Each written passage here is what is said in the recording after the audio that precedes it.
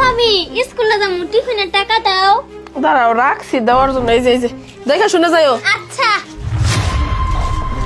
ভাবি হ্যাঁ স্কুলে দেরি হয়ে গেল তাড়াতাড়ি টিয়া দাও টিফিনের সময় কি খামো আমি। এই যে না ঠিক আছে গেলাম তাড়াতাড়ি এসে বলো কিন্তু। আচ্ছা ওই এদিকে আয়। কি হয়েছে ডাক্তার চোখের? দেওয়ার আর ননু টেহা চাইলো কোর্সের মতো টেহা রেডি করে রাখছে স্কুলে যাইবো খালি টেহা বাই করে দিল। আচ্ছা 2 দিন পরে যা প্যারের থেকে যখন বাচ্চা কাচ্চা হইবো ওই না পথে তো তোর মহব্বত থাকবো না। মহব্বত থাকলে দেওয়ার আর ননদ পথে তুমি আমারই শ্বশুর বাড়িতে দাঁড়াইয়া জাগোটা খাও জাগোটা পরো তাগো বিরুদ্ধে কথা কইতেছ? তোমার লজ্জা শরম বলতে কিচ্ছু নাই। তুমি আমার দেবর রে নিয়ে আমার নন্দের নিয়ে কেমনে করে কথা কও?